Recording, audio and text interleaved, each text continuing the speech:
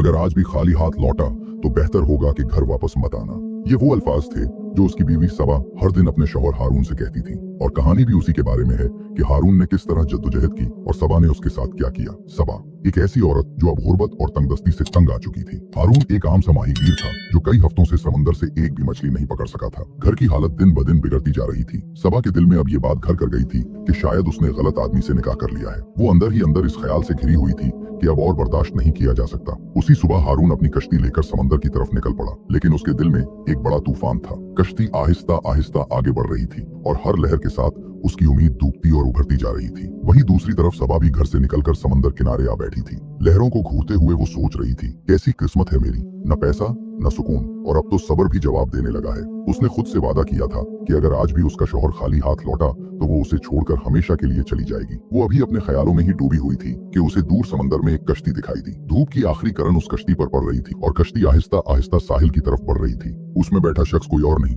उसका शौहर हारून था। उसके हाथ में एक जाल लटक रहा था, लेकिन दूर से ये समझ नहीं आ रहा था कि उस जाल में कुछ है या नहीं। दूर खड़ी सबा की नजरें फौरन उसकी तरफ उड़ गईं। उसकी आंखों में एक उम्मीद थी, शायद आज कुछ मछलियां ले आया हो। मगर जब उसकी नजर खाली जाल पर पड़ी तो उसका चेहरा और सख्त हो गया। कश्ती की हालत भी उसकी किस्मत जैसी लग रही थी, खाली और थकी हुई। हारून के चेहरे की मायूसी खुद बयान कर रही थी कि आज भी समंदर ने उसे कुछ नहीं दिया। उसकी आंखों में बेबसी थी और वो सबा की तरफ देख भी न सका। चुपचाप कदम बढ़ाता हुआ अपने झोंपड़े के दरवाजे तक पहुंचा और बगैर कोई बात किए अंदर चला गया। सबा कुछ लम्हे वहीं खड़ी रही, फिर गुस्से में उसके पीछे चल पड़ी। घर के अंदर पहुंचते ही उसने तंज करते हुए कहा, पूरी बस्ती के माहीगीरों के जाल आज मछलियों से भरे हुए थे और एक तुम हो जैसे समंदर ने तुमसे दुश्मनी पाल ली हो। 20 दिन हो गए और अब तक एक मछली तक नहीं पकड़ सके। हारून जो दीवार के सहारे आंखें मूंदे बैठा था, आहिस्ता आवाज में बोला, मैंने हर रोज कोशिश की है सबा, लेकिन शायद मेरी किस्मत ही सो रही है, पर यकीन मानो कल सब कुछ बदल जाएगा। सबा ने उसकी बात काटते हुए तल्ख लहजे में कहा, अगर कल भी तुम्हारा जाल खाली रहा तो समझ लो मैं हमेशा के लिए इस घर को छोड़ दूंगी और अपने मायके लौट जाऊंगी। ये कहकर वो गुस्से में बर्तनों के पास जा बैठी, जैसे अब वो हारून से हर चीज छुपा कर रखना चाहती हो। थोड़ी देर की खामोशी के बाद हारून ने आहिस्ता से कहा, सबा मुझे बहुत भूख लगी है, सुबह से कुछ नहीं खाया, क्या खाने को कुछ मिलेगा? सबा ने झुंझलाते हुए पलट कर कहा, कहाँ से लाऊं खाना? कुछ कमा कर लाते तो शायद कुछ बना भी लेती। मैं भी तुम्हारी वजह से भूखी बैठी हूँ और अब तो ऐसा लगता है कि या तो मैं अपने माँ बाप के घर चली जाऊं या फिर सीधा समंदर में कूद जाऊं। हारून ने सबा की कड़वी बातें सुनी और फिर चुपचाप उसकी तरफ देखा। कुछ देर वो खड़ा रहा, फिर बगैर कुछ कहे घर से बाहर निकल गया। रात अब गहरी होने लगी थी। समंदर की हवा तेज थी, जैसे हर झोंका उसकी गुर्बत का मजाक उड़ा रहा हो। घर के अंदर सबा ने तेजी से मिट्टी के उस बर्तन का ढक्कन हटाया जिसमें वो कुछ रोटियां और थोड़ा सा सालन छुपा कर बैठी थी। भूख से बेहाल सबा ने फौरन वो खाना खाना शुरू कर दिया, जैसे डर हो कि कहीं हारून वापस ना आ जाए। इधर हारून पैदल चलता हुआ अपनी बस्ती के एक पुराने साथी शिराज के दरवाजे पर पहुंचा। दरवाजा खटखटाने पर शिराज बाहर आया। हारून ने आहिस्ता लहजे में कहा, भाई घर में आज कुछ भी नहीं है खाने को, अगर तुम्हारे पास थोड़ा सा खाना हो तो अल्लाह का वास्ता। शिराज जो अब हारून को मनहूस समझने लगा था, तहकीर भरे लहजे में बोला, यहाँ कुछ नहीं है, और सुन अगली बार इधर का रुख भी मत करना। हारून की नजर उसके पीछे आंगन में रखी उन ताजा मछलियों पर पड़ी जो शिराज ने दिन में पकड़ी थी और जिन्हें वो अगली सुबह बाजार में बेचने वाला था। हारून ने उंगली से इशारा करते हुए कहा, भाई अल्लाह ने तुम्हें बहुत मछलियां दी हैं, क्या उनमें से एक मछली मुझे उधार नहीं दे सकते?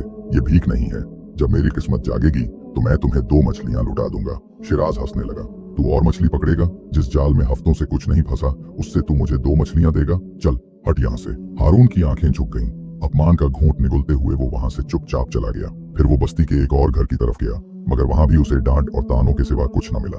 हर दरवाजा उसके लिए बंद होता जा रहा था। आखिरकार थक हार कर हारून समंदर के किनारे आ बैठा।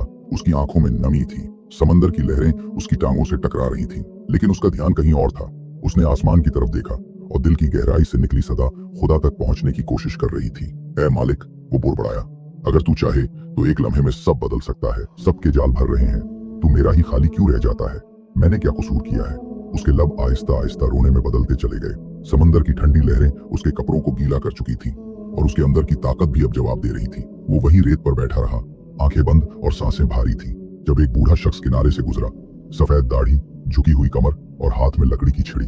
वो अक्सर शाम को समंदर किनारे टहलने आते थे। उन्होंने हारून के करीब आकर धीमी आवाज में कहा, बेटा पानी अभी और बढ़ जाएगा, यहाँ बैठना खतरे से खाली नहीं है, चलो उठो। लेकिन कोई जवाब नहीं मिला। तब उन्होंने आहिस्ता से हारून के कांधे पर हाथ रखा और नर्म लहजे में कहा, अगर कुछ कहना चाहो तो मुझसे कहो, इंसान को हालात से डरना नहीं चाहिए बेटा, तू अकेला नहीं है। हारून ने आंखें खोली और अपने भीगे चेहरे के साथ बस एक सवाल पूछा। आवाज कांप रही थी, कुछ खाने को मिलेगा? बाबा मुस्कुराए, जैसे उन्हें ये सवाल सुनकर दुख भी हुआ और अपनायत भी महसूस हुई। उन्होंने प्यार से कहा, अगर बात सिर्फ इतनी सी है तो मैं अभी आया।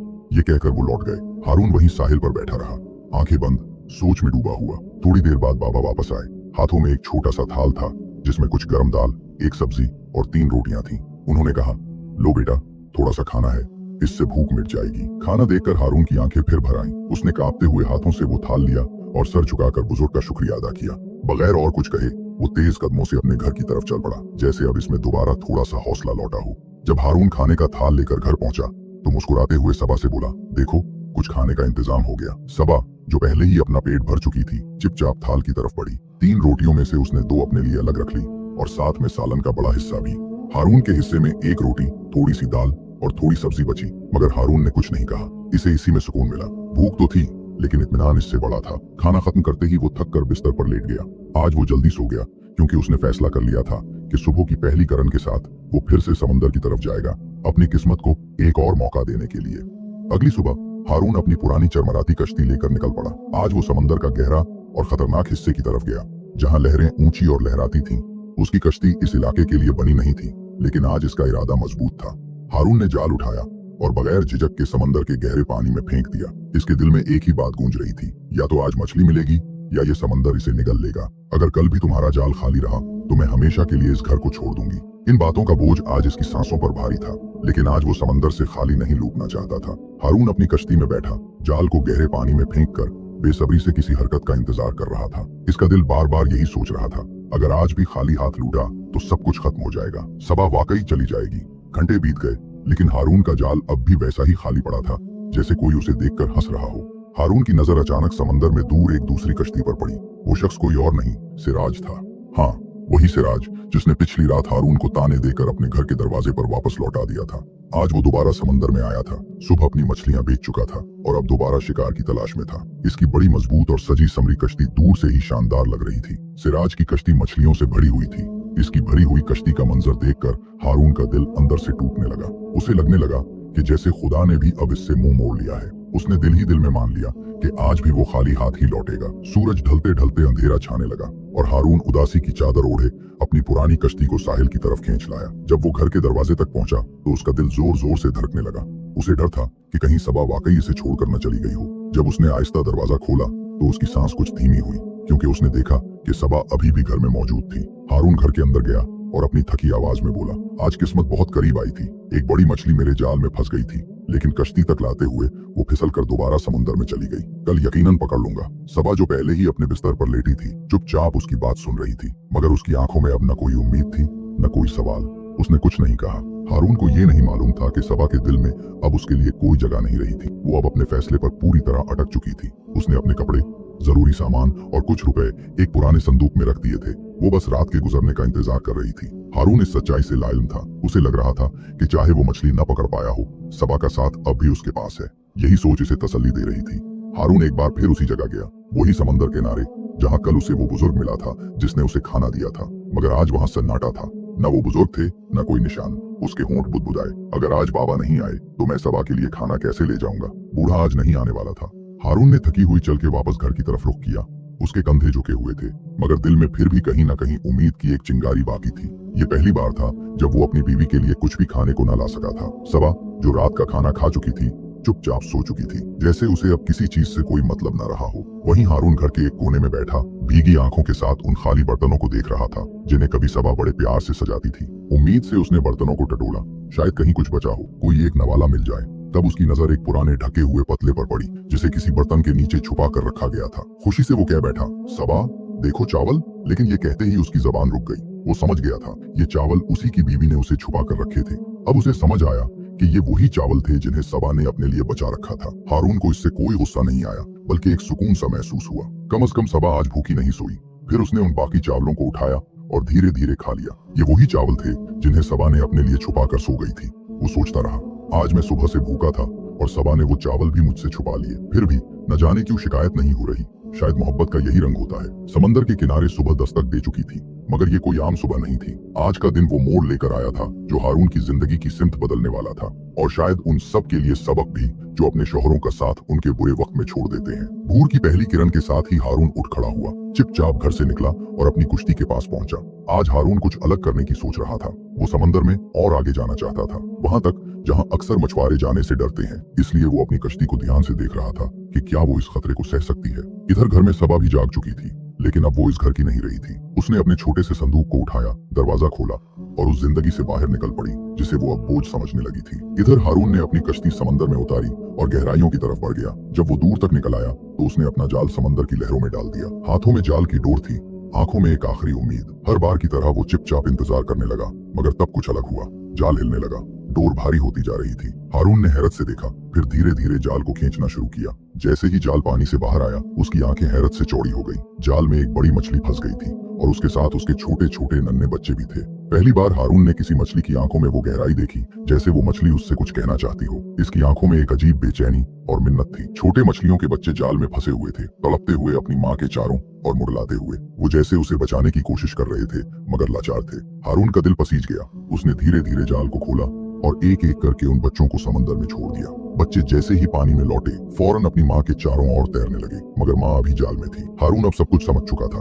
उस मछली की आंखों में, उसके बच्चों की बेचैनी में उसे पूरी कहानी साफ नजर आ रही थी। मगर सच्चाई जानने के बावजूद वो समंदर से खाली हाथ लौटने का खतरा नहीं उठा सकता था। उसका दिल कहता, अगर आज उसे छोड़ दिया तो कल मैं खुद भी शायद भूख से दम तोड़ दूं। और सबा शायद अब और कुछ बर्दाश्त करने को तैयार नहीं थी। इसलिए उसने दिल पर पत्थर लगकर जाल को पूरी तरह खींच लिया। बड़ी मछली अब कुश्ती में थी, बुरी तरह तड़पती हुई। कुश्ती के इर्द गिर्द उसके मासूम बच्चे पानी में इधर उधर तैरते हुए उसे देख रहे थे, जैसे मछली की दुनिया उजड़ चुकी हो। हारून ने एक बार फिर जाल में फंसे उस मछली की तरफ देखा। उसके बच्चे अभी भी हारून की कश्ती के साथ तैर रहे थे, जैसे वो अपनी माँ की रिहाई के लिए मिन्नत कर रहे हों। उसने आंखें बंद की और एक गहरी सांस ली। अगले ही पुल उसने उस तड़पती मछली को उठाया और समंदर की तरफ फेंक दिया। पानी में गिरने ही मछली तेजी से तैरने लगी। हारून की आंखों से आंसू निकल पड़े। उसने कांपती आवाज में कहा, जा, तुझे तड़पते हुए नहीं देख सकता, जा अपने बच्चों के पास लौट जा। इस लम्हे पहली बार हारून को महसूस हुआ कि वो सिर्फ एक मछली वाला माहीगीर नहीं है, वो एक इंसान भी है जिसके सीने में दिल धड़कता है। हारून चुपचाप बैठा रहा। उसकी सांसें तेज थीं और दिल किसी गहरे पछताव में डूबा हुआ था। उसने दोनों हाथों से अपना सर पकड़ लिया और धीमी आवाज में बुदबुदाया, मैंने ये किया कर दिया। कुछ पुल के लिए गहरी खामोशी थी। फिर एक ठंडी सांस लेते हुए वो खुद से बोला, अगर आज मुझे कुछ हासिल नहीं हुआ तो क्या, कम से कम वो मछली और उसके बच्चे आज जिंदा हैं। ये कहते ही उसने अपनी पेटी हुई कश्ती के किनारे से टका दी और आंखें बंद कर ली। उसकी थकान, भूख और तन्हाई मिलकर उसे किसी अनजानी खामोशी में डूब रहे थे। जब वो घर पहुंचा तो वहां एक अजीब सन्नाटा छाया हुआ था। दीवारें खामोश थीं, कमरे ठंडे। हारून ने सबा को पुकारा, मगर कोई जवाब न आया। उसका दिल जोर जोर से धड़कने लगा। तभी उसे वो कड़वे अल्फाज याद आए जो सबा ने कहे थे, अगर कल भी तुम मछली न पकड़ पाओ तो मैं हमेशा के लिए चली जाऊंगी। हारून की सांस रुक गई, कदम लड़खड़ाने लगे। ऐसा नहीं हो सकता, उसने खुद से कहा, लेकिन दिल के अंदर खौफ और बेचैनी बढ़ती जा रही थी। वो तेजी से बाहर निकला, इधर उधर देखा, गली के कोनों तक गया, मगर सबा का कोई निशान नहीं था। उसका माथा पसीने से भीग गया। उस वक्त हारून ने गांव के एक आदमी को देखा जो उसके करीब आया और कहा, तुम्हारी बीवी ने मुझे बताया कि जब भी तुम आओगे तुम्हें कह देना कि मैं अपने वालिद के घर जा रही हूँ और मैं अब तुम्हारे साथ नहीं रह सकती। ये सुनकर हारून के दिल में एक अजीब सा दर्द और हैरानी हुई। उसने सोचा कि सबा ने वाकई उसे छोड़ने का फैसला कर लिया है। इसी शाम हारून फिर उसी पुराने साहिल पर आकर अपनी कश्ती साफ कर रहा था। अपने जहन में अपनी बीवी के बारे में सोच रहा था, मैं उसे खुश नहीं रख सकता, मैं उसे खुशहाल जिंदगी नहीं दे सकता। अचानक उसने देखा कि कश्ती के कोने में कुछ चमक रहा है। वो वहां गया और देखने लगा कि ये क्या है। अचानक उसने एक छोटा सा सोना का टुकड़ा देखा। वो हैरान रह गया और खुद से सोचने लगा कि ये कहां से आया। अचानक उसे याद आया कि आज वो मछली पकड़ने गया था। शायद इस मछली के साथ ये सोने का टुकड़ा आया हो, जिस पर उसने दिन के वक्त तो तवज्जो नहीं दी थी। अब चूंकि रात थी और वो आधी रोशनी में चमक रहा था, फौरन उसने वो टुकड़ा अपने पास रख लिया। अब उसे जीने की एक वजह मिल गई थी। उसकी आंखें खुशी से भर आईं। खुशी के आंसू उसके चेहरे पर बह रहे थे। दिल में एक नया हौसला जाग उठा था। उसने अल्लाह का शुक्र अदा किया और दिल ही दिल में कहा, या अल्लाह, जब भी मैंने सोचा कि मुझे कुछ मिलेगा, कुछ नहीं मिला, और जब मैंने उम्मीद भी नहीं की तो तूने मुझे दिया। वो अपने आप से सोच रहा था कि इस पैसे के साथ क्या करे। एक दिन वो गांव के बाजार में चल रहा था और देखा कि सब लोग टूटे हुए घरेलू बर्तन, टूटे हुए लोहे के बर्तन और पुराने सामान को बेचने के लिए ले आए थे। अक्सर लोग उसे नजरअंदाज करते और उसे खराब समझकर फेंक देते। तब हारून के दिमाग में ख्याल आया, मैं ये बर्तन और पुराना सामान खरीद कर दुरुस्त कर सकता हूँ और लोगों को दोबारा बेच सकता हूँ। उसने फौरन छोटा सा वर्कशॉप शुरू किया। पुराने बर्तन जमा किए, उन्हें साफ और दुरुस्त किया और गांव के लोगों को बेचने लगा। पहले धीरे धीरे, फिर आहिस्ता आहिस्ता हारून की महारत सबके सामने आई और लोग उसके काम की तारीफ करने लगे। ये कामयाबी इसलिए भी खास थी क्योंकि हारून ने खुद सोचा, खुद हुनर सीखा और मेहनत से कारोबार बढ़ाया। अब गांव वाले देखकर हैरान थे कि वो जो कभी समंदर में नाकाम मछली पकड़ने वाला था, अब एक काबिल और कामयाब आदमी बन चुका है। हारून के दुकान में दिन ब दिन मजीद काम आना शुरू हो गया। जल्द ही गांव में सबकी नजर में एक काबिल और मेहनती आदमी के तौर पर उभरा। लोग उसकी तारीफ करने लगे और उसे खुद अपना मालिक कहना शुरू कर दिया। एक दिन हारून के ससुर गांव के बाजार से गुजरे। उनकी नजर हारून के दुकान पर पड़ी, जहां हारून अपने हाथों से बर्तन ठीक कर रहा था और ग्राहक खुश होकर खरीदारी कर रहे थे। ससुर ने फौरन घर जाकर सबा को बताया, बेटी तुम्हारे शौहर को देखो, वो तो पूरा गांव हैरान कर रहा है, ऐसा लगता है उसकी किस्मत जाग गई है। जब सबा ने ये सब सुना तो उसने फौरन फैसला किया कि वो जाकर अपने शौहर को देखेगी। लिहाजा वो वहां गई और एक दीवार के पीछे से अपने शौहर को देख रही थी। उसकी आंखें नम हो गईं। उसकी दिल में शर्म और पछताव की शिद्दत थी और दिल में बस ये सोच चल रही थी, अल्लाह ने बिल्कुल सही किया कि जब मैंने अपने शौहर को छोड़ा तो अब मैं इतनी शर्मिंदा हूँ कि मैं उसका सामना भी नहीं कर सकती।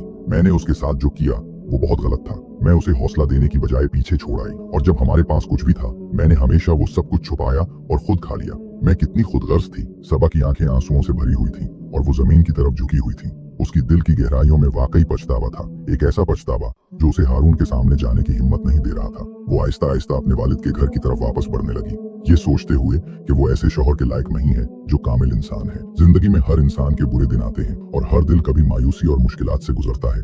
ऐसे वक्त में अगर हम अपने करीब रहने वालों को हौसला, मदद और ताउन फराहम करें तो ये रिश्ता मजबूत होता है और हकीकी मोहब्बत की पहचान होती है। जो शख्स मुश्किल वक्त में साथ देता है वही अपनी मोहब्बत और अखलाक का सच्चा मुजाहिरा करता है और जो किसी को अकेला छोड़ देता है उसे बाद में पछताना पड़ सकता है।